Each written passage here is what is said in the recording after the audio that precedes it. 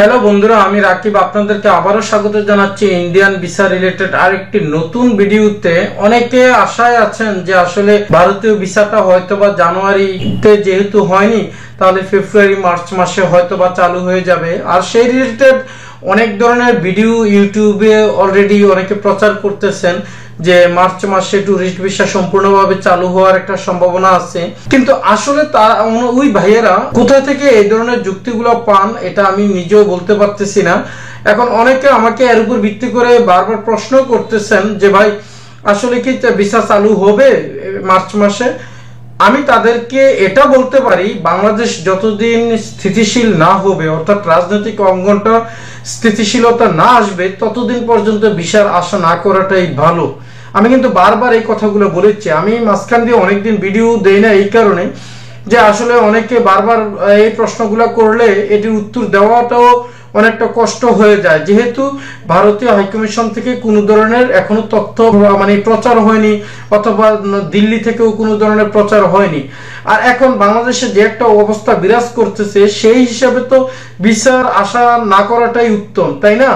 বাংলাদেশের এখন ভারতের ভিসার কথা বললেও দেখে গেছি অনেকে দালাল হিসেবে উপাধি দিয়ে ফেলে, যা আসলে খুবই বিব্রতকর অবস্থা। কিন্তু কেন ভাই? এখানে ভারতের চিকিৎসার জন্য অনেকে যায় এবং কি যেতে হয়, সেটা তো অন্যের কিছু না। আর সেটাতে যদি দালাল হয়ে যায়, অথবা সেই কথাগুলো বললেও যদি দালালে রূপান্তর হয়, তাহলে আর এদেশের মানুষের জন্য আসলে কোনটা ভালো কোনটা খারাপ এটাও তো বলা এখন দেখি মুশকিল হয়ে যাচ্ছে। তবে যাই হোক, আমি এতটুকুই বলবো যে ভারতীয় ভিসা পাওয়ার আগে নিজের দেশের স্থিতিশীলতা শান্তি বজায় রাখতে হবে, অথবা পৃথিবীর যে কোনো দেশ, শুধু ভারত না। আর এমনিতেও যেহেতু বাংলাদেশের অনেক মানুষ আছেন যারা ভারতের সম্পূর্ণ বিরোধিতা করতেছেন, তারা কিন্তু এখন দেখা গেছে কি সোশ্যাল মিডিয়াতে এমনভাবে প্রচারণা চালাচ্ছে, অথবা বিভিন্ন ধরনের স্লোগান প্রচার করতেছে। সেই হিসাবে কিন্তু এগুলো কিন্তু ভারত সরকার অথবা ভারতের যে কর্তৃপক্ষ রয়েছেন, যারা পররাষ্ট্র বিষয়টা দেখেন, তারা কিন্তু বারবার দেখতেছেন, বুঝতেছেন। আর সেই দৃষ্টিকোণ থেকে আসলে সেই অবস্থায় আবার ভিসার আশা আমরা কিভাবে করি? আসলে তো এটা সম্ভব না। কারণ যেই জায়গায় আমি একটা দেশের বিরোধিতা করব, সেই জায়গায় ওই দেশের ভিসা পেয়ে ওই দেশে অবস্থান করাটা ওই দেশের জন্য তো হুমকি স্বরূপ, তাই না? এটা তো ভাই সহজ হিসাব। তো সেই দৃষ্টিকোণ থেকে তো এখন ভিসা না হওয়ার সম্ভাবনাই বেশি। আর যেহেতু এখন মেডিকেল ভিসাটা কিছুটা দিচ্ছিল, যদি কাগজপত্র সব ডকুমেন্টস আপনার ঠিক থাকে, কিন্তু আমার মনে হচ্ছে যে সামনের দিকে এটাও বন্ধ হয়ে যাওয়ার একটা সম্ভাবনা রয়েছে। কেননা ভারতের বিরুদ্ধে যদি এইভাবে প্রচারণা চালায়, তবে এটা তো অবশ্যই ভারত সরকার ভালোভাবে নিবে না। একটা সময় টোটালি সব বিষয় বন্ধ করে দেওয়ার একটা সম্ভাবনা থেকেই যায়।